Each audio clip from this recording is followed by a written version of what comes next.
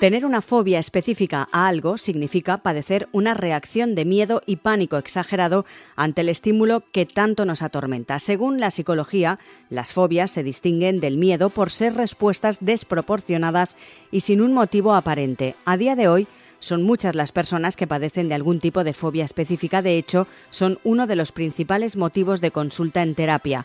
Si nos fijamos en su definición, según la RAE, una fobia es el temor angustioso e incontrolable a ciertos actos, ideas, objetos o situaciones que se sabe absurdo y se aproxima a la obsesión. Entre las fobias más comunes están, por ejemplo, la agorafobia, que es la fobia a los espacios abiertos, también la acrofobia o miedo a las alturas, o la claustrofobia. Pero hoy vamos a fijarnos en una fobia que quizás por su nombre no le suene, pero es más común de lo que nos podemos imaginar.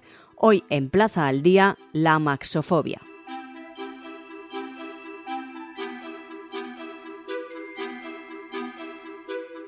Saludamos a Jorge Carrión, es psicólogo especialista en amaxofobia. Señor Carrión, muy buenas. Muy buenas, un placer estar con vosotros, Lucía. Decía al inicio que quizás por el nombre no nos suene o no lo hayamos escuchado nunca, pero que es más común de lo que nos podemos imaginar. ¿Qué es exactamente, señor Carrión, la amaxofobia? Bueno, pues la amaxofobia etimológicamente viene de la palabra griega amaxo, que significa carro, y fobia, miedo, ¿no? Entonces quizás es una palabra que no utilizamos mucho, por eso no se conoce. Y básicamente es una fobia específica de tipo situacional y a la situación concreta de la actividad de conducir. ¿Qué puede ser?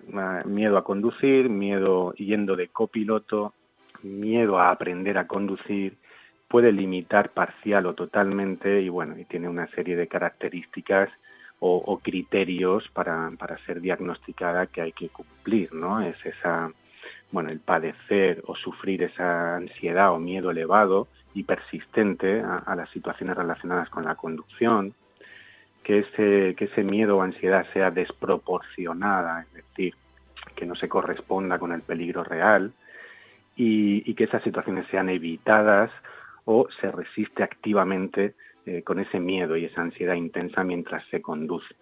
Y como mínimo tiene que persistir unos 6 meses para ser realmente tratada como amaxofobia, porque también podemos estar hablando de un miedo a conducir en los diferentes grados, ¿no? de intensidad. Y sobre todo que este miedo, esta ansiedad, tenga una interferencia significativa en las áreas importantes de la vida de la persona que lo sufre. Pues ya bien le afecta al trabajo, a su ocio, simplemente a su autorrealización. Hay muchas maneras de interferir en la vida de la persona y que pueden afectarla en ese sentido, ¿no? Entonces, esos serían los criterios que podemos mencionar más oficialmente en el ámbito clínico de la psicología para la amaxofobia, que básicamente es ese miedo que te prohíbe o te impide parcial o totalmente conducir por sufrirlo, ¿no? Y generar esa sensación de peligro al volante o de no control, tanto de la máquina como de uno mismo, ¿no? Sería más o menos ese el encuadre, Lucía. Y, señor Carrión, miedo a conducir, pero todo tipo de vehículos, es decir, desde un coche a una bicicleta, miedo a conducir en general cualquier tipo de vehículo o solo coches.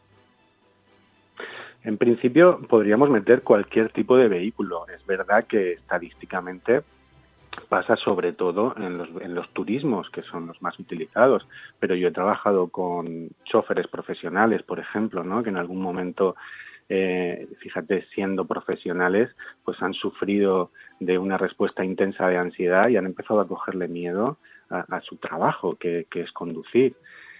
También he tratado con personas que ni siquiera se han montado en coche a conducirlo, que todavía no tienen el permiso de conducir, pero ya desarrollan este miedo. Entonces el vehículo, pues incluso, fíjate, se puede tener miedo sin pensar en un vehículo, ¿no? Solo el hecho de imaginarse. El acto de conducir, por ejemplo. Eso es. De hecho, le iba a preguntar precisamente, usted es psicólogo y también es profesor de autoescuela. Precisamente los conductores noveles o aquellos que todavía no tienen el permiso de conducir, pues quizás son los que también tienen más miedo a ponerse delante de un volante. es un poco difícil también de saber si esas personas en un futuro van a tener realmente un problema o no, claro. No es fácil, no es fácil. Por eso reivindicamos un poquito esa dimensión psicológica en los centros de formación de conductores, es decir, en las autoescuelas. Hay un área de psicología del tráfico que se dedica sobre todo a la evaluación de los conductores, ¿no?, de los preconductores, o cuando tienen que renovar el permiso, y hay unas pruebas para ver las capacidades psicofísicas del conductor o de la persona que se va a poner a los mandos de un vehículo. Pero el psicólogo creo que tendría también mucho que hacer en esos centros de formación de los conductores, sobre todo a estas personas que vienen ya con un poquito de vulnerabilidad psicológica al pensar en sacarse el permiso, que quizá es el perfil un poquito más difícil de tratar. Yo en consulta me suelo encontrar 3 perfiles, pero con denominadores comunes. El primero es ese preconductor, ¿no?, que antes de sacarse el permiso ya viene con el miedo. Y como te digo, quizá es un perfil difícil de trabajar, pero no imposible, porque le cuesta mucho aprender. Está condicionado con esa vulnerabilidad psicológica de base ansiosa, como todas las fobias tienen una base ansiosa, y eso repercute y afecta mucho en el aprendizaje. Entonces hay que trabajar bastante. Otro perfil es la persona que sale de la autoescuela y no coge el coche hasta muchos años después. O incluso gente que nunca ha llegado a conducir. Claro, que nunca ha llegado a conducir de manera habitual, entonces no percibe que tenga esa seguridad y esa destreza, y cuando vuelve a intentarlo, a veces es sin pasar otra vez por la autoescuela, pues se lleva un buen susto y ahí se condiciona un poco más psicológicamente. Y este perfil, pues además de trabajar psicológicamente, evidentemente hay que hacer un reciclaje que llamamos en las autoescuelas y volverse a montar a un coche con doble mando para volver a coger la destreza y la confianza. Y el último perfil son estas personas que sí que están habituadas a conducir, que llevan muchísima experiencia e incluso conducen habitualmente, pero evitan ciertas carreteras, ciertas situaciones del tráfico o condiciones, pues porque en algún momento pasaron miedo, generaron ansiedad en una situación concreta o similar, y eso empieza a condicionar psicológicamente, ¿no? Y quizá estos son los más habituales. Y son los más habituales en consulta porque son personas que necesitan o llevan una experiencia de conducción, un hábito, y llega un momento en el que les limita este miedo, ¿no? Y necesitan seguir conduciendo. Son las que más demandan esta ayuda, porque la persona que no ha conducido nunca pues puede terminar acostumbrándose y no conducir, y el que no ha llegado a la autoescuela pues puede que nunca decida ir, ¿no? Pero más o menos los 3 perfiles tienen denominadores en común respecto a la parte psicológica, ¿no?, de trabajar el miedo o los miedos. Uh-huh. Y determinar cuáles son las causas de la maxofobia es complicado, ¿no? Pues es bastante complicado. De hecho, los estudios hasta hace poco solamente mencionaban como única causa un accidente de tráfico, pero ya se ha demostrado que ni es la única ni es la más habitual.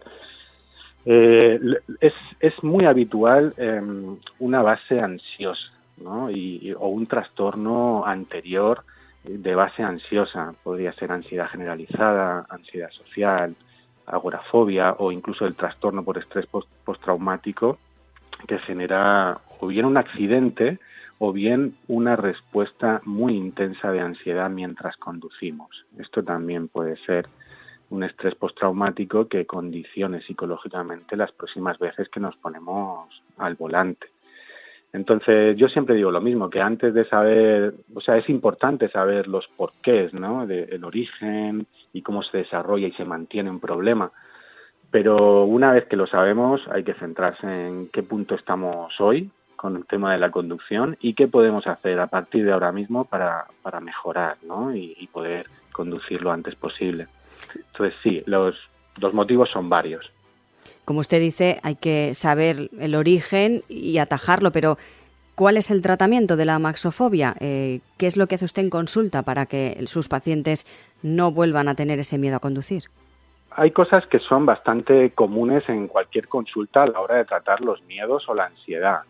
Es verdad que yo intento adaptar siempre ese trabajo, esas técnicas que propongo a la actividad de conducción y quizá pues por suerte cuento con la ventaja de también ser profesor de autoescuela y poder coger un coche de doble mando para poder aplicar esas técnicas psicológicas en la conducción con la persona con la que estoy trabajando, ¿no? Y no dejarla que se exponga sola o con un profesional de la formación vial que no es psicólogo y la colaboración es importante en ese sentido, ¿no?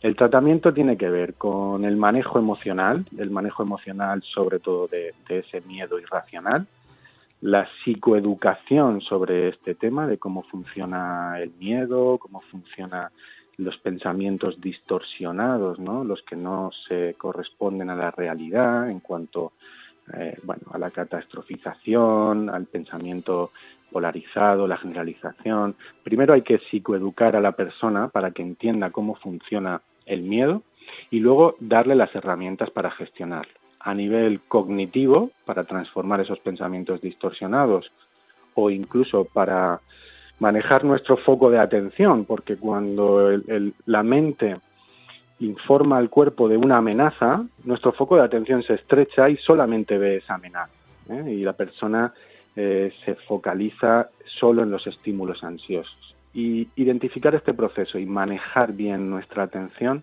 es súper importante para salir de ese bucle mental.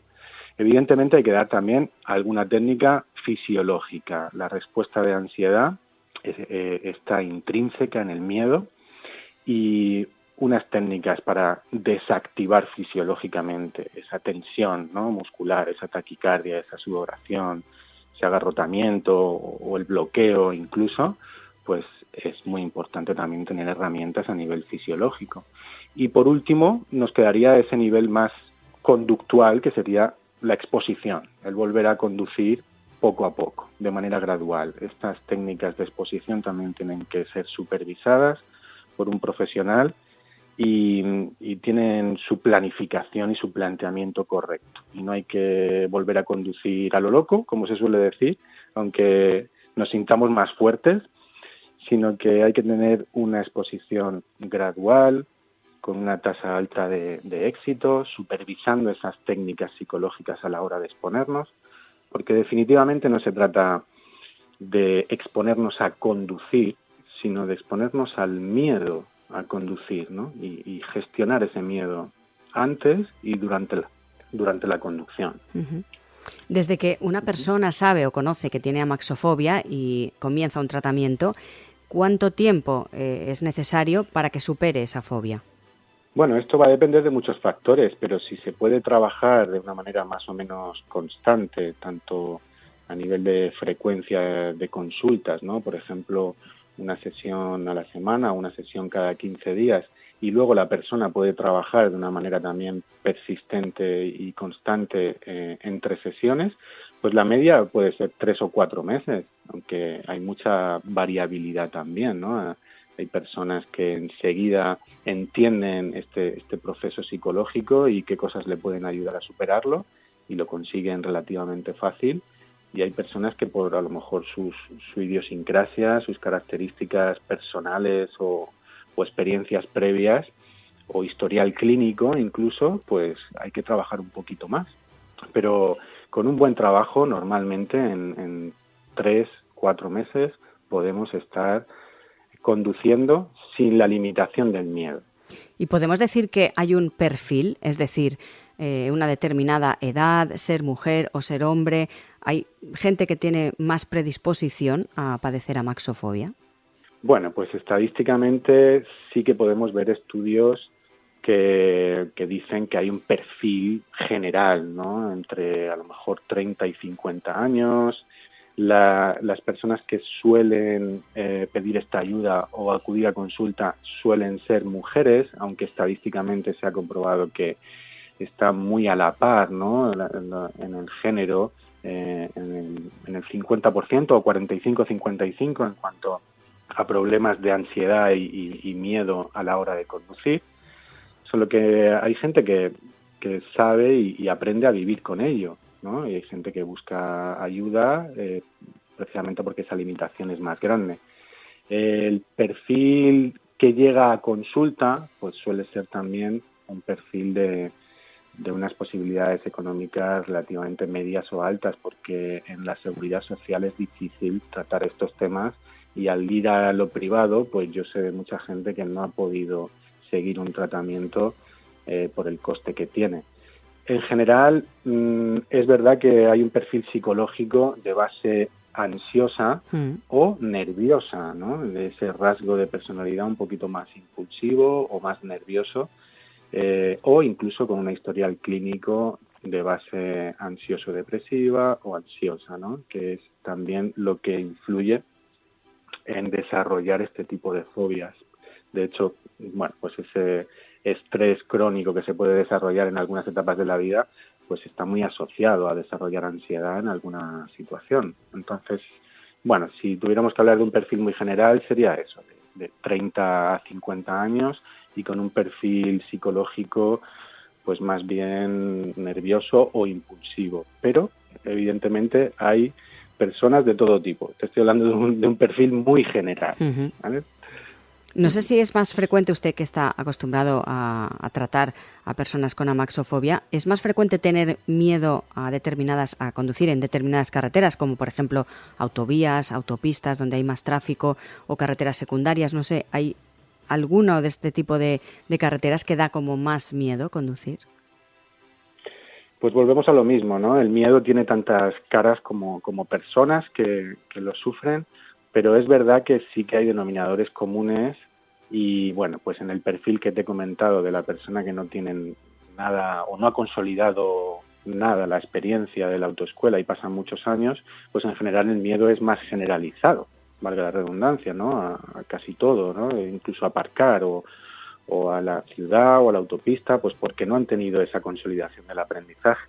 Los que conducen habitualmente, es verdad que sí hay, quizás es más habitual el miedo a la autopista y a la autovía por esa conducta evitativa, ¿no? que suelen desarrollar en el primer susto o en la primera experiencia de ansiedad. Si es dentro de una autovía, pues empezamos a evitar de manera sistemática, poco a poco, el volver a exponerme a la autovía, y eso va generando mayor inseguridad, mayor falta de confianza, y bueno, en muchas ocasiones esa falta de experiencia en coger autovía que viene de la conducta evitativa es la que hace que se mantenga el miedo, incluso se generalice o se haga más grande, porque cuanto menos practicamos, más inseguridad generamos, ¿no? Claro. En psicología podemos decir que esa conducta evitativa es como una incubadora de la ansiedad, en ese sentido. Entonces sí, las vías rápidas suelen ser un denominador común, ¿no? Porque combinan, pues esa velocidad y esa falta de experiencia o conducta evitativa. La sensación de riesgo es mayor para la persona que piensa que puede perder el control a altas velocidades. Por último, sí que me gustaría, ya que pues puede que alguien que nos esté escuchando no sepa que tiene amaxofobia y quizás al escucharnos descubre que lo padece. ¿Cuáles serían los síntomas que tendríamos que estar en alerta a la hora de, cuando nos ponemos delante del volante, qué síntomas nos pueden alertar, nunca mejor dicho, que podemos tener amaxofobia? Bueno, pues hay muchos detalles y muchos factores o características generales. Por ejemplo, el tener ese nerviosismo y esa ansiedad incluso anticipatoria, ¿no? Cuando pienso que voy a tener que coger el coche o que se me traslade a dormir peor la noche antes, a tener un estado de nerviosismo solo porque focalizado en el tema del coche. A la hora de conducir, pues más o menos las respuestas de ansiedad suelen ser las típicas, ¿no? De sudoración, tensión muscular, llega la fatiga muy pronto. Si todo esto es muy intenso, muy frecuente y muy duradero, pues ya podemos pensar en que podemos necesitar ayuda o que nos puede venir bien una ayuda antes de que se generalice más. La conducta evitativa, como he dicho antes, también es otro síntoma. Si a mí me pone muy nervioso la ciudad y dejo de ir a la ciudad por eso, pues esto ya es un síntoma de que estoy desarrollando, ¿no? Y que cada vez me va a costar más entrar en la ciudad. Y si luego empiezo a evitar otras carreteras, pues también puede ser ese síntoma que nos indique que estamos generalizando el miedo. Si empiezo a tener esos pensamientos distorsionados, ¿no? Esa catastrofización de pienso que cada vez que voy a coger el coche voy a tener un accidente, va a ocurrir algo, me voy a desmayar. Bueno, ese tipo de respuestas a nivel cognitivo, a nivel fisiológico, emocional, y la evitación a nivel conductual son los síntomas más importantes. Y que ya pueden ser una señal muy buena de poder pedir ayuda, ¿no? para solucionarlo.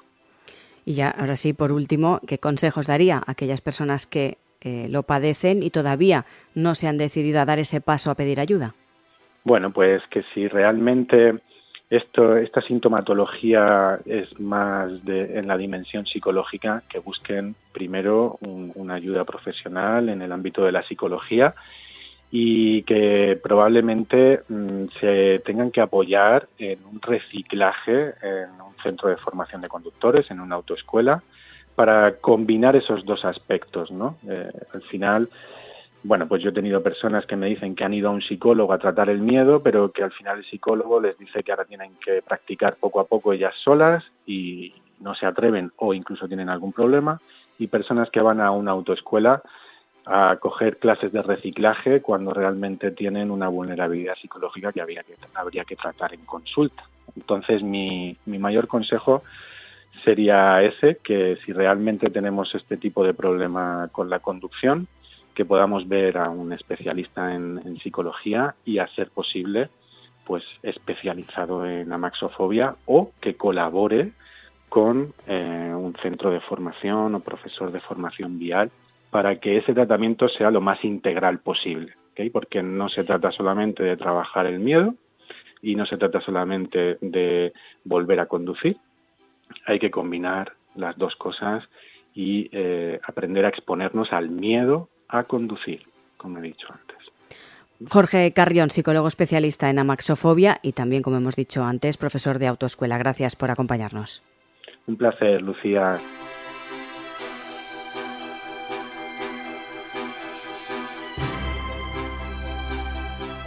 Saludamos también a Natalia Ballester. Ella ha padecido amaxofobia y nos va a contar su caso, su situación. Señora Ballester, muy buenas.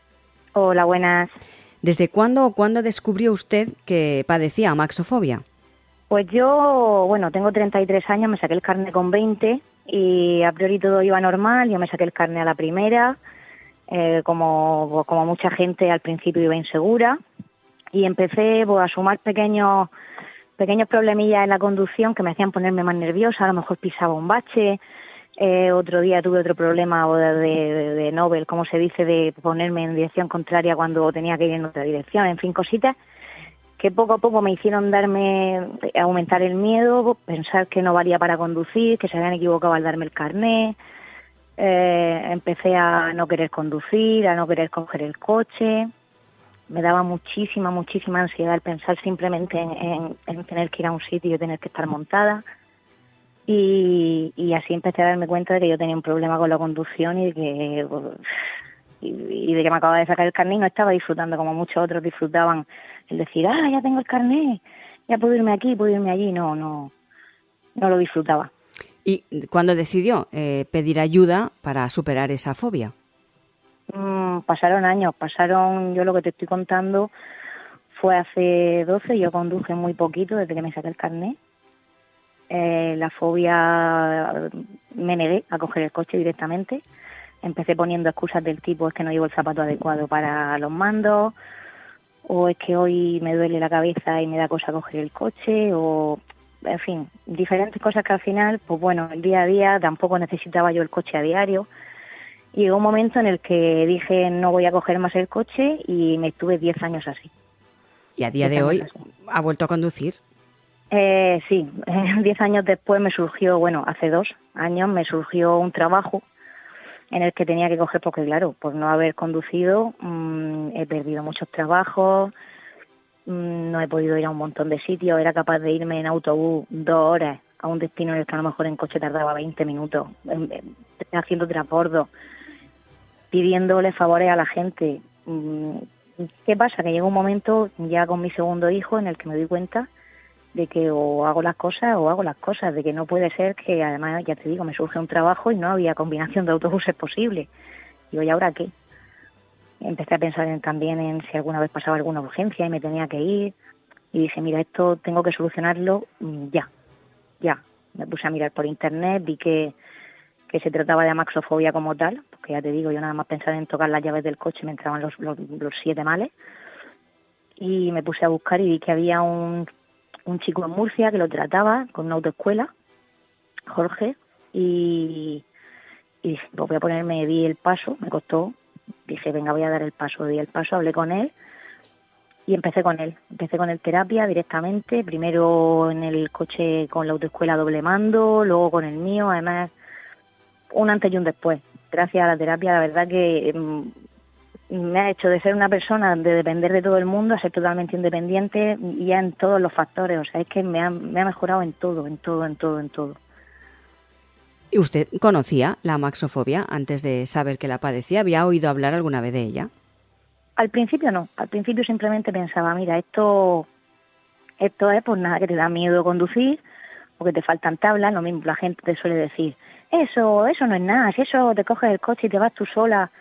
A mí me decían eso y nada más de escuchar la palabra te vas tú sola, o sea, a mí me daban ganas de desmayarme, me empezaba a subir, mira, el corazón me iba a 1000, me sudaban las manos, no podía respirar y cambiaba el tema radicalmente.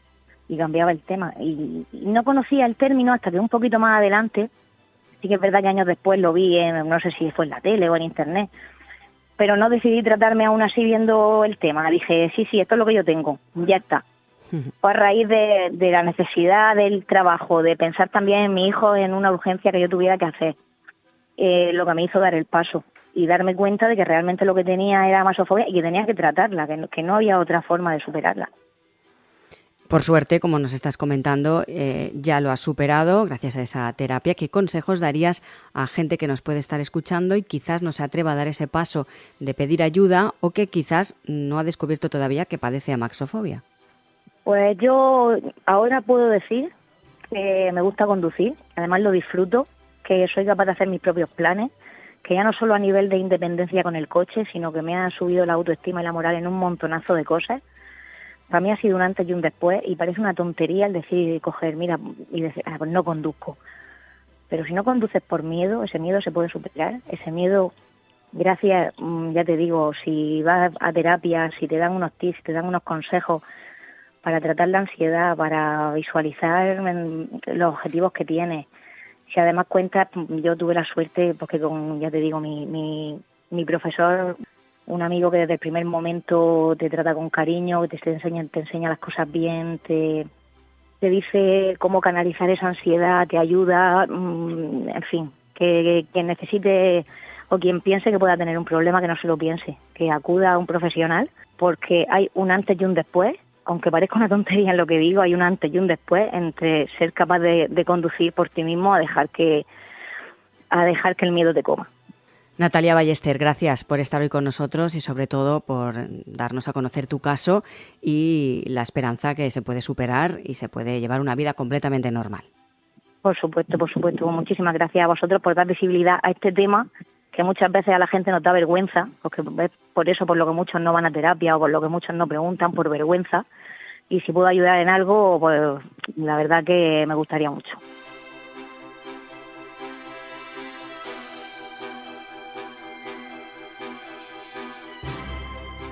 Saludamos a Miguel Sánchez Fernández. Señor Sánchez, muy buenas. Buenas.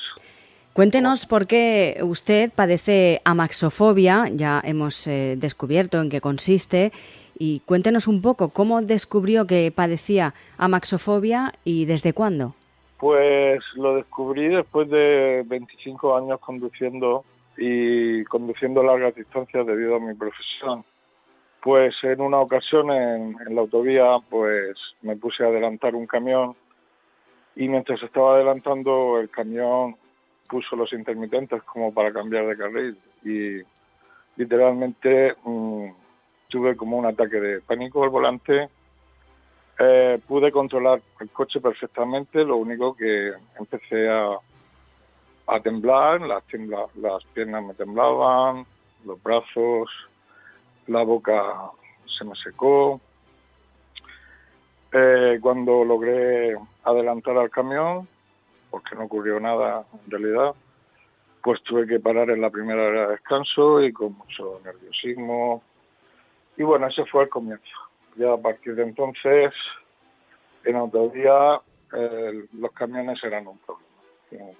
Lo evitaba adelantarlos. Y luego ya en carreteras convencionales, donde suelo conducir sin este tipo de problemas, pues apareció también cuando hay un acantilado, cuando hay un barranco al lado de la carretera, pues me daba como un vértigo y los síntomas casi de un ataque de pánico. Uh-huh.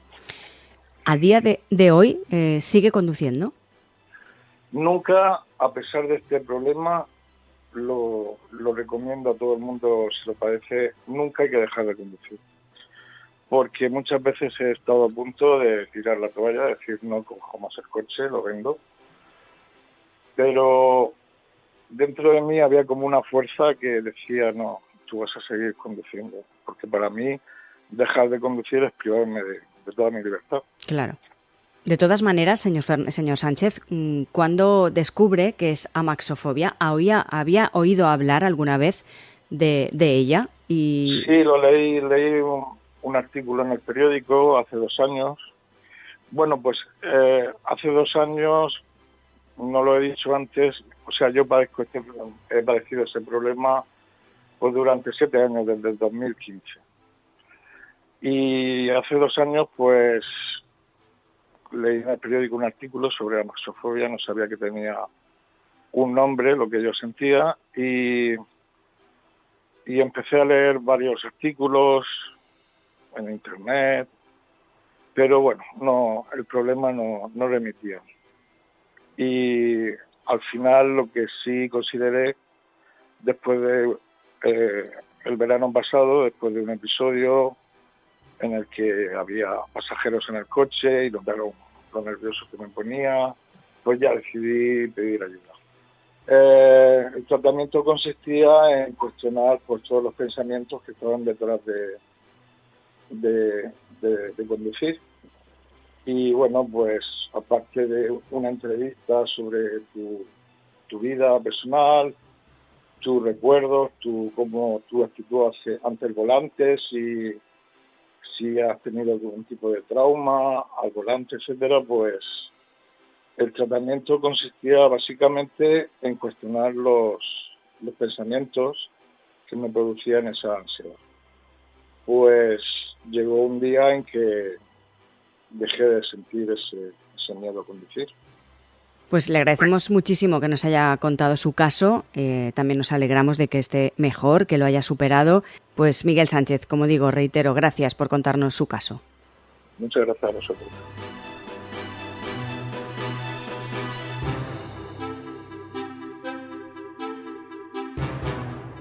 Como han escuchado, el miedo a conducir tiene nombre y se llama amaxofobia, y se trata de un temor irracional y difícil de superar, aunque no imposible. Y es más común de lo que se cree. Casi el 30% de los 18 millones de conductores censados en España sufre amaxofobia o miedo a conducir en algún grado. El primer consejo para la persona con ese miedo a conducir es que, en primera instancia, evite coger el coche si se siente muy inseguro, porque puede ser peligroso. En ese sentido, antes de ponernos al volante debemos buscar ayuda, sobre todo de un profesional. Plaza al Día es el daily de todas las cabeceras del Grupo Plaza. Lo pueden escuchar también en las principales plataformas de podcast a las que pueden suscribirse y enviarnos sus comentarios.